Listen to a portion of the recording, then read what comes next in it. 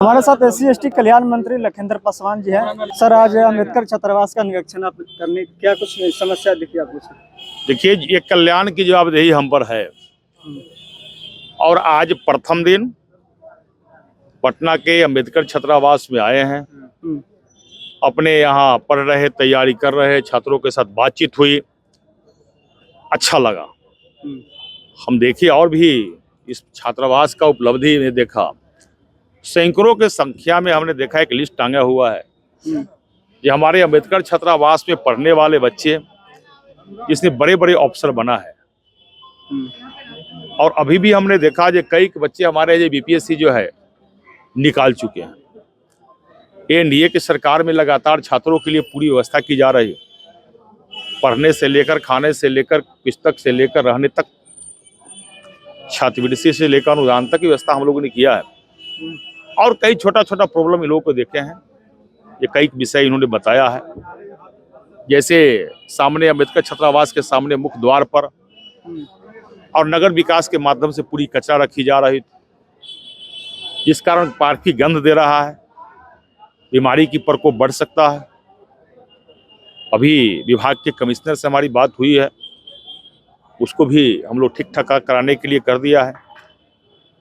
तो सरकार का विजन है, NDA सरकार का, बिहार के माननीय मुख्यमंत्री जी का सोच है। ये 5 वर्षों में यह सरकार 1 करोड़ नौजवान युवाओं को नौकरी और रोजगार देने का लक्ष्य हम लोग निर्धारित किया है। तो 1 करोड़ नौजवानों को नौकरी और रोजगार हम लोग देने का जो लक्ष्य है, माननीय प्रधानमंत्री जी का भी सोच है, माननीय मुख्यमंत्री का सोच है। तो उसमें हमारे अम्बेडकर छात्रावास में जो बच्चे पढ़ रहे हैं उसकी समुचित आवश्यकताओं की चिंता करना हमारी दायित्व भी है। उस आधार पर आज प्रथम दिन विजिट हमारे अम्बेडकर छात्रावास पटना का हुआ।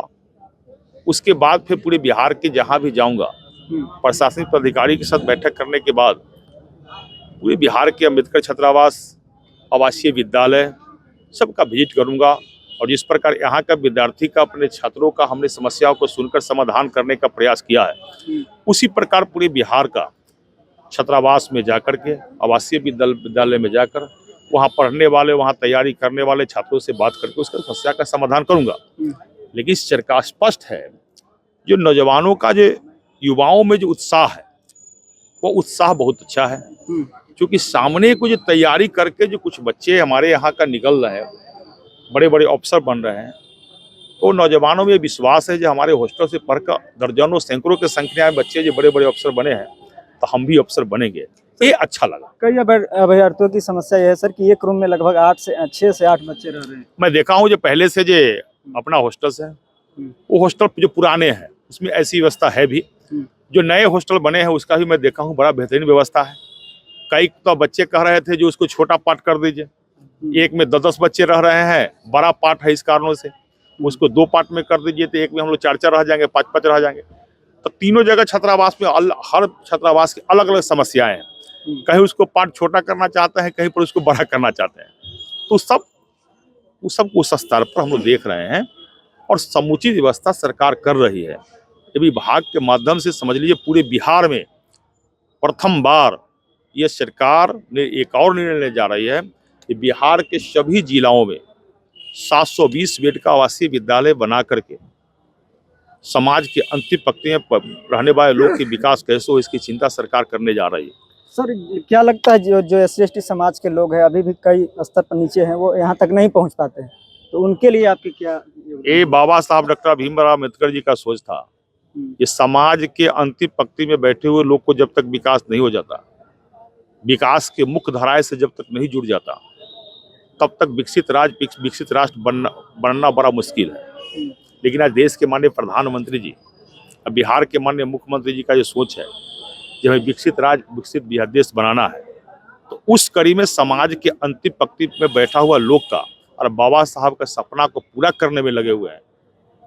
तो इसलिए मैं कह रहा हूँ, जो अंतिम पंक्ति में बैठा हुआ कौन लोग है और जितना विकास हुआ है समाज के अंतिम बैठे लोग, आज सरकार की जितनी योजना है सब उसी अंतिम पंक्ति के लोगों के लिए है। और हमारे बच्चे जो पढ़ रहे हैं हॉस्टल में, आज पूरे बिहार के सभी छात्रावास में, आवासीय विद्यालय में जब बच्चे पढ़ रहे हैं, तो वही अंतिम पंक्ति में बैठे हुए लोग उन्हीं के परिवार के हैं, उसी का चिंता हम लोग कर रहे हैं। और उसी के विकास की बात कर रहे हैं, उसी का सारी सुविधा की बात कर रहे हैं। इसलिए सबका साथ सबके विकास के आधार पर ये कार्य हो रही है। क्या लगता नहीं है सर कि सरकार की बहुत सारी योजनाएं हैं लेकिन मेन स्तर तक नहीं पहुंच पाती? बहुत सारी योजनाएं हैं सरकार की लेकिन सरकार के सभी योजनाएं जो है, जो गरीब को चिन्हित करके बनाई जाती है, वो धरातल पर पहुंच रही है। आप गांव की ओर जाओ और ये छात्रावास से बैठे हुए छात्रों से पूछो जो हमारे विभाग की जो योजना हम लोगों ने बनाया है उसका लाभ इनको मिल रहा है कि नहीं, लगा कर पूछ लो। अभी थोड़ा बहुत कमी बेसी जहां दिखाई दिया है उसका समाधान भी हमने किया है। संबंधित पदाधिकारी जो हमारे DWO है या BWO है, हमने दोनों पदाधिकारी को सख्त निर्देश दिया है ये थोड़ी सी भी लापरवाही बर्दाश्त नहीं करेंगे। प्रत्येक दिन, महीने, सप्ताह में 2 दिन आकर 3 दिन आकर के छात्रावास में घूमो, विजिट करो और छात्र को जब आवश्यकता पड़े उस पर त्वरित कार्रवाई करो। अभी हमने संबंधित पदाधिकारी को निर्देश दिया है। इसलिए समाज के अंतिम पंक्ति का बैठक लोगों का चिंता कर रहा है सरकार, और इस सरकार हमको यहाँ पर चिंता करने के लगा दिया है।